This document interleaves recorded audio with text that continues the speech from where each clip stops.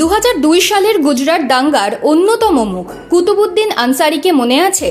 জলে টইটুম্বুর দুই চোখ, জোর হাতে বাঁচার আকুল আরতি, যে ছবি নাড়িয়ে দিয়েছিল কাশ্মীর থেকে কন্যাকুমারী। ভিটেমাটি ছেড়ে পালিয়ে বাঁচা সেই কুতুবুদ্দিনকে সপরিবার কলকাতায় ঠাঁই দিয়েছিল তৎকালীন বামফ্রন্ট সরকার। তিলজলার আস্তানায় আশ্রয় পেয়ে সংখ্যালঘু সেই যুবক বুঝেছিলেন সৌভ্রাতৃত্ব কাকে বলে। সাম্প্রদায়িক হানাহানির ঊর্ধ্বে উঠে মানবতার সেই পাঠ নতুন পালক যোগ করেছিল লাল পার্টির সরকারের মুকুটেও। তারপর পেরিয়ে গিয়েছে 2 যুগ, কিন্তু মনুষ্যত্বের সেই পরম্পরা যে এখনও বহমান তা ফের বোঝালো সিপিআইএম। এবার শুধু জায়গাটা বাংলার বদলে কেরল। ধর্মীয় বিভাজনের শৃঙ্খল যখন ভালোবাসার পথে বাধা হয়ে দাঁড়িয়েছে, তখন বাম সরকার পাশে দাঁড়ালো। কুম্ভমেলায় ভাইরাল হওয়া সেই নীল নয়না মোনালিসা নতুন জীবন শুরু করার নিরাপদ আশ্রয় হিসেবে বেছে নিলেন ঈশ্বরের আপন দেশকেই। তিরুবনন্তপুরমের আরুমানুর শ্রী নাইডার দেব মন্দিরে মহারাষ্ট্রের বাসিন্দা মোহাম্মদ ফরহান খান এবং মধ্যপ্রদেশের ইন্দোরের মোনালিসা ভোসলে একে অপরকে নিজের জীবনসঙ্গী হিসেবে বেছে নিলেন। জাতি ধর্মের ভেদাভেদ ভুলে 4 হাত এক হওয়ার সাক্ষী থাকলেন শত শত মানুষ। উপস্থিত ছিলেন সিপিআইএমের রাজ্য সম্পাদক MV গোবিন্দন, কেরালাম সরকারের শিক্ষামন্ত্রী V শিবনকুট্টি এবং সিপিএম সাংসদ A রহিম সহ আরও অনেকে। নবদম্পতিকে অভিনন্দন ও সমর্থন জানাতে বিয়ের অনুষ্ঠানে উপস্থিত হন বাম নেতারা।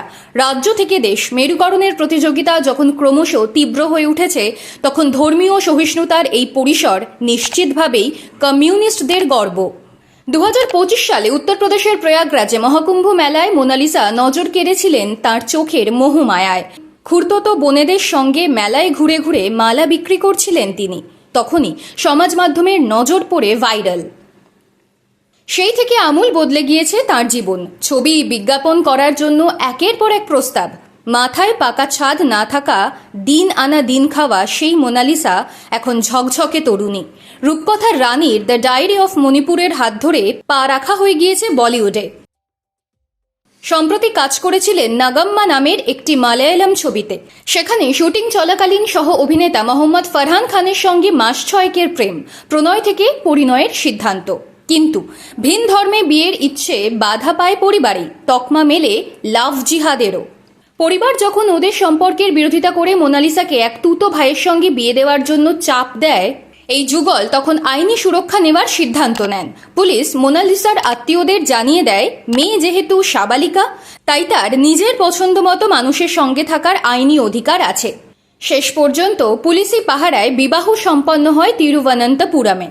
দম্পতি জানান, ওরা কেরালাকে বিয়ের জন্য বেছে নিয়েছেন কারণ এটি এমন এক জায়গা যা সাংবিধানিক স্বাধীনতার নিশ্চয়তা দেয়। নিজেদের অভিজ্ঞতার কথা বলতে গিয়ে তাঁরা বলেন, আমরা ভয়হীনভাবে একসঙ্গে বাঁচতে চাই, আর তার জন্য কেরলের চেয়ে নিরাপদ জায়গা ভারতে আর নেই। অন্য রাজ্যে আমাদের সম্পর্ক চরম বিরোধিতার মুখে পড়ত। এখানে কেউ আমাদের ধর্ম জিজ্ঞাসা করে না, বরং তারা জানতে চায় আমরা নিরাপদ কিনা। এই মাটির মতো এখানকার মানুষগুলো সুন্দর এবং তারা আমাদের প্রচুর সমর্থন দিয়েছে। আমরা কেরলেই থাকতে চাই এবং আপাতত বাড়ি ফেরার কোনো পরিকল্পনা নেই। ভুললে চলবে না, দক্ষিণের এই রাজ্যের আহ্বানেই কিন্তু এক ফ্রেমে বন্দী হয়েছিলেন গুজরাট দাঙ্গার 2 মুখ কুতুবুদ্দিন আনসারি আর অশোক পারমার।